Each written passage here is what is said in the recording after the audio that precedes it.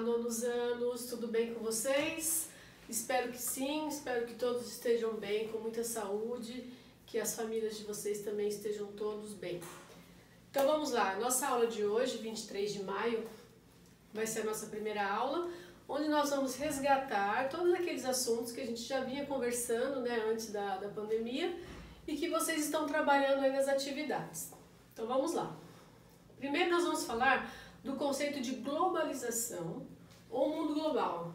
Tá? São dois conceitos idênticos que revelam que o mundo que nós vivemos hoje é um mundo interligado, onde há uma grande interação, né, em todos os níveis, tanto no nível de capitais econômicos e financeiros, com relação às informações, a circulação de pessoas. Então o mundo de hoje, ele é um mundo onde há essa intensa interação.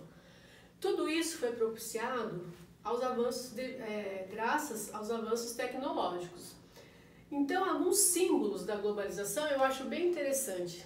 Um deles tem a ver com o globo na palma da sua mão.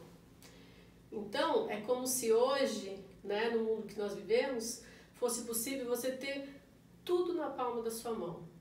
O que nós estamos referindo? As informações, ao acesso, né, às informações, às comunicações. Então eu acho esse símbolo bem interessante para a gente entender o termo globalização, certo?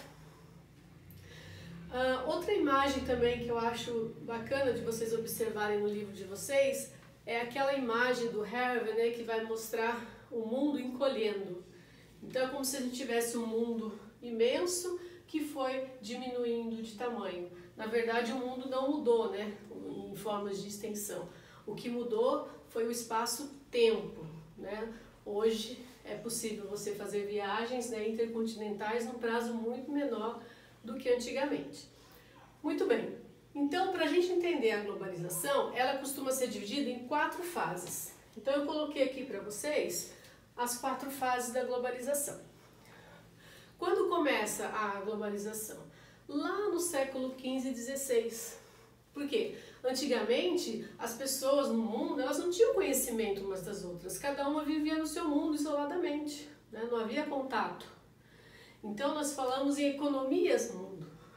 A partir do século XV e XVI, faltou um númerozinho aqui, ó. Né? Então, durante o século XV e XVI, com as grandes navegações, os europeus começaram a conquistar novos espaços. Então aí a gente tem origem a um sistema mundo, né? Então a gente não fala mais em economia, mas sim em sistema. Durante esse período, como vocês já devem ter estudado em história, né, é o período das grandes navegações, né, das descobertas de novas terras, né, que até então eles desconheciam. Então, resumindo, essa primeira fase ela é marcada por uma expansão comercial muito grande, certo? A segunda fase, essa primeira fase que eu acabei de citar, ela vai até a primeira metade do século XIX, bom?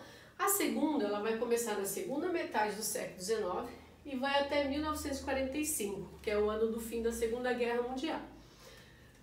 Durante esse período, então, a Europa, que já conheceu novos territórios, né, e estava querendo expandir o seu domínio, e também estava precisando de matérias-primas, eles vão formar imensos impérios coloniais na África, na América, né, e parte da Ásia também.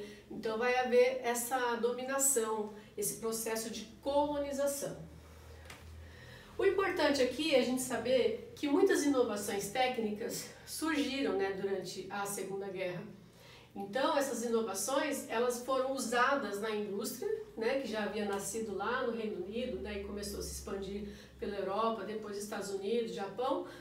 Essas inovações elas vão ser usadas na indústria, nos transportes e também nas telecomunicações. Bom? Ok, agora vamos para a terceira fase. A terceira fase vai ser durante o período da Guerra Fria, que vocês também já estudaram, eu acredito, na história. Ela vai de 1945, final da Segunda Guerra, até 1989, quando cai o Muro de Berlim, e até 1991, quando a ex-União Soviética se desintegra. Durante esse período, a gente tinha um mundo bipolar, né? Nós tínhamos o polo capitalista e o polo socialista querendo, né, dominar todo o planeta. E durante esse período, duas áreas que cresceram muito, né, surgiram, na verdade, foi a área da informática e também das telecomunicações. Porque durante a guerra, vocês sabem que eles tinham uma corrida armamentista e espacial, né? Então, os satélites foram desenvolvidos e graças a esses satélites, muitas informações puderam circular com mais rapidez, né? Tudo ficou muito mais fácil de circular pelo planeta, a nível de informações. A quarta e última fase, ela começa na última década do século XX, mais especificamente no ano de 1970, que é quando algumas áreas vão ter um crescimento extraordinário. Quais foram essas áreas? A informática, a robótica, a biotecnologia, a química, tá? Todas essas áreas cresceram muito, as telecomunicações também, né? Então isso o geógrafo Milton Santos, ele vai denominar de revolução técnico-científico-informacional, tá bom? Onde vão surgir finalmente as redes digitais mundiais. Então o mundo, ele fica totalmente conectado, né? Graças a essa revolução importantíssima. Bom, é bom vocês terem claro que todo esse processo que nós vivemos hoje de globalização, ele se dá de forma desigual. Então, a globalização, ela não chega no mesmo nível em todas as partes do planeta. Claro que os países mais ricos vão ter muito mais acesso a todas essas tecnologias, né? Ela vai ser mais acessível às suas populações do que nos países pobres. Então, a gente pode dizer que ele é um processo excludente, porque ele exclui, né? Nem todo mundo vai poder participar de tudo isso. Bom, nesse contexto de globalização, nós temos o surgimento da OMC. O que é a OMC? A Organização Mundial do Comércio. Por que se torna importante ter uma organização que controle ou que fiscalize, né? Controlar é impossível, mas que fiscalize todo o comércio? Porque as transações comerciais, elas cresceram muito, num volume assim, muito grande. Então, para resolver os conflitos que podem haver nas trocas comerciais, foi criada essa organização, tá bom? Outro agente importantíssimo no processo de globalização são as transnacionais. O que são transnacionais? São empresas com uma estrutura muito complexa, né? E que tem a sua sede em um país, mas que atua em diversos outros países, tá bom? E outro termo importante que vocês precisam tomar conhecimento é que nós estamos numa fase da globalização que é a fase financeira. Então hoje o capital financeiro, ele é muito importante. O que seria esse capital financeiro? São todas as transações que envolvem ações, né? Quem são os agentes? Bancos, bolsas de valores.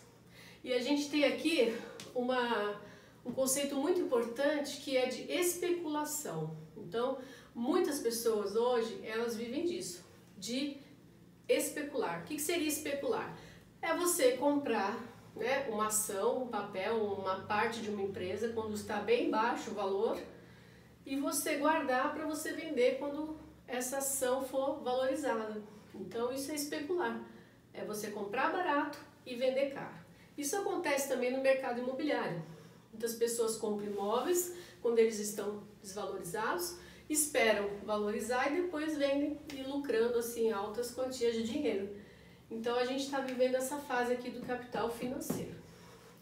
Bom, por último, uma consequência muito séria da globalização é o desemprego, tá? Porque o mercado de trabalho, ele vai ser muito influenciado por todas essas mudanças, né, tecnológicas, por todas essas inovações. Então nós temos dois tipos básicos não, vamos dizer principais de desemprego. Nós temos um desemprego que é o desemprego conjuntural, tá? A palavra conjuntural vem de conjuntura. Então é o desemprego que acontece devido a alguma crise econômica, né? Que nem agora, nós estamos vivendo uma época muito grave, né, de uma pandemia. Então, nós estamos vivendo uma crise seríssima de desemprego. Muitas pessoas estão perdendo seu emprego, porque há uma conjuntura desfavorável onde a pandemia afetou diretamente a economia e muitas pessoas perderam seus empregos.